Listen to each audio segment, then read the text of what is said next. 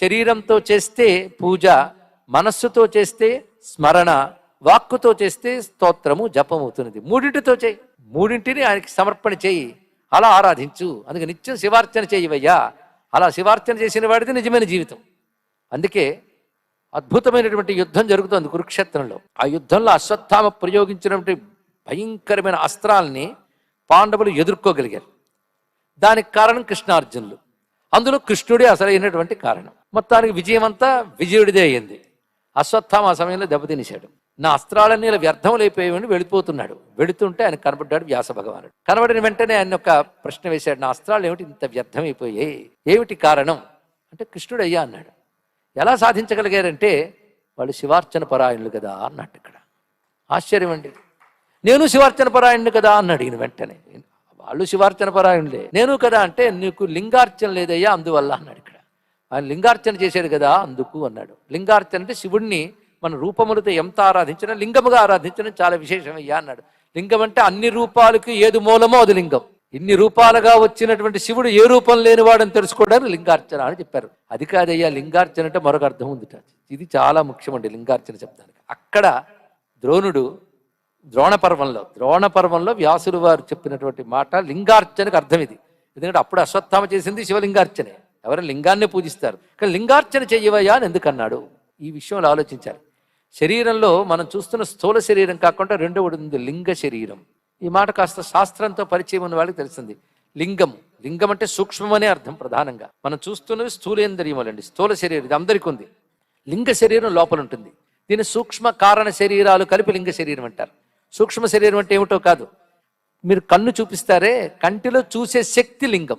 అది లోపలికి లీనమైతేనే కన్ను పనిచేస్తుంది. ఆ శక్తి పోతే కన్ను పనిచేయదు. చూడ్డానికి గోళికాయల్లో ఉంటాయి, కానీ పని చేయాలంటే అందులో శక్తి ప్రవేశించాలి. చూసే శక్తి కంటిలో ఉంటే కన్ను పనిచేస్తుంది. వినే శక్తి చెవిలోకి వెళితే చెవి పనిచేస్తుంది. ఇక్కడ వెళితే ప్రవేశిస్తే నేను అన్నానే అదే లీనమైతే అని అర్థం ఇక్కడ. కనుక ఆయా కనబడే స్థూలేంద్రియాల్లో అంతర్గతంగా నీకు ఒక శక్తి లోపల లీనమైతే నీది పనిచేస్తుంది. అది లోపలికి లాగేసుకుంటూ పని చేయట్లేదు. కనుక లోపల ఉన్న శరీరం పేరేమిటి? లింగ శరీరం. చూసే శక్తి, వినే శక్తి, అనే శక్తి, తినే శక్తి, కదిలే శక్తి, పట్టే శక్తి, ఇవన్నీ లోపల ఉంటాయి సూక్ష్మముగా. ఇంద్రియములన్నీ సూక్ష్మేంద్రియములుగా ఉంటాయి. అలాగే లోపల అంతఃకరణం కూడా అందులో ఉంటుంది. ప్రాణం శక్తి కూడా మూలం కూడా అందులో ఉంటుంది సూక్ష్మముగా. కనుక కనబడే స్థూల శరీరానికి కావలసినవన్నీ సూక్ష్మముగా ఉండే దాని పేరు లింగం. ఆ లింగమును ఈశ్వరునికి అర్పించడమే లింగార్చన అన్నాడు. ఇక్కడ ఇది లింగ శరీరంతో చేసే అర్చన లింగార్చన. లింగాన్ని పూజించడం లింగార్చన అర్థం తీసేయక్కర్లేదు, కానీ అర్థం కలుపుకోవాలి. ఇక్కడ అలా చేయగలగాలి. అలా చేశారయ్యే వాళ్ళు లింగార్చన చేశారు. అందుకే ఆ శివుణ్ణి శతరుద్రియంతో ప్రార్థన చేయి, నువ్వు ధన్యుడు అవుతావు అనే మాటని అక్కడ వ్యాసుడు అశ్వత్థామకు చెప్పినట్టు చెప్తారు. అదైనా కొంతసేపటికి అర్జునుడు వస్తాడు. అర్జునుడు వస్తే వ్యాస భగవానుడు రుద్రుడి మహిమనంతటినీ తెలియజేస్తాడు. ఇక్కడ ఆ మహిమ అర్జునుడికి ఒక విధంగా కృష్ణుడే తెలియజేశాడు. ఎలా అంటే ఎప్పుడైతే అభిమన్యుడు సంహరింపబడ్డాడో అప్పుడు అర్జునుడికి చాలా బాధ కలిగింది. దీనికి ప్రధాన కారణం జయద్రథుడు, వాడి వల్ల. ఎందుకంటే లోపలికి వ్యూహంలోకి చొచ్చుకోవడానికి అభిమన్యుని పంపించి ఆ వెనకాల కూడా పాండవులు వెళదాం అనుకున్నారు. అది ప్రణాళిక.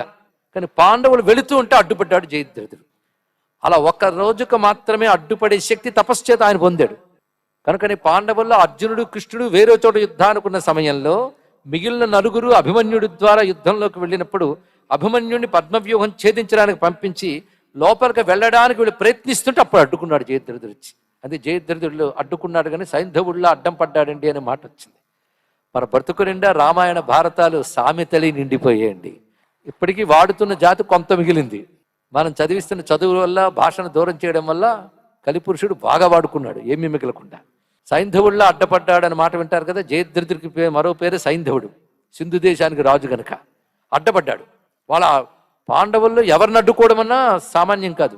అతడు ఒకానొక ఉపాసన చేయడం వల్ల ఆయనకు లభించింది. ఇక్కడ అతనికి అదొక్క అడ్డుపడడానికి మాత్రమే శక్తి ఉంది. అడ్డుపడ్డాడు. దాంతో వీళ్ళెవరూ లోపలికి వెళ్ళలేపారు. ఇది తెలియక మన వాళ్ళు ఏమంటారంటే లోపలికి వెళ్ళడం మాత్రమే తెలుసు, బయటికి రావడం తెలియదు అభిమన్యుడికి. ఇవన్నీ తప్పుడు మాట, ఇదేం భారతంలో లేవు. ఛేదించడం అనుకుంటే అభిమన్యుడికి తెలుసు. అతను ఛేదించాడు. దాన్ని అనుసరించి వీళ్ళు వెళ్ళిపోదాం అనుకున్న లోపల అడ్డుపడ్డాడు.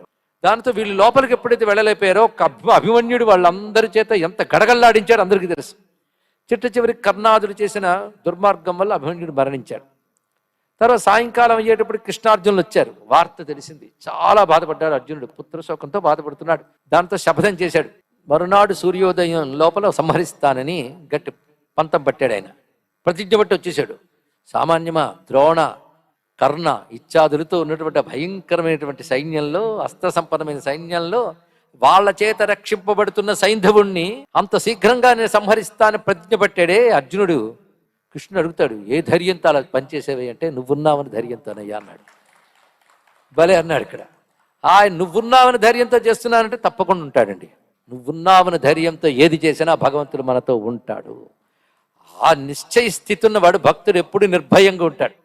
కనుక అటువైపు భక్తి ఉందండి, ఇటు భయం ఉందంటే ఏదో ఒకటి ఉందని అర్థం. ఖచ్చితంగా భయం ఉందని అర్థం. రెండు కలిసి ఉండవు, వెలుగు చీకటి కలిసి ఉండవు, భయము భక్తి కలిసి ఉండవు. అయితే భయం భక్తి లేదా అని కొందరు అంటారు. భక్తితో కూడిన భయం ఏంటంటే అధర్మం చేయడానికి జంకడం భయం, హెల్దీ ఫియర్, అది ఉండాలి. కానీ ఏమైపోతుందని భయం భక్తికి ఉండదు. ఎంత చక్కగా నువ్వున్నావని ధైర్యంతో ఉన్నానంటే సరే అయితే పద అన్నాడు. ఇంకా గుడారాల్లోకి వెళ్ళారు. వెళ్ళినప్పుడు రాత్రి పడుకునే ముందు కూడా అక్కడున్న ధనుస్సులు బాణములు పెట్టి కృష్ణుని కూర్చోబెట్టి శివార్చన చేశాడు అర్జునుడు. అంటే ప్రతిరోజు డైలీ రొటీన్ అది. ఆ శివుణ్ణి పూజిస్తూ అక్కడ కృష్ణుడు కూర్చుని ఉన్నప్పుడు శివుణ్ణి పూజిస్తూ కృష్ణుడి మీద కూడా పువ్వులు వేసేటండి. ఇక్కడ ఆశ్చర్యం. తర్వాత కృష్ణ పరమాత్మ ఇంకా నీ గుడారంలో నువ్వు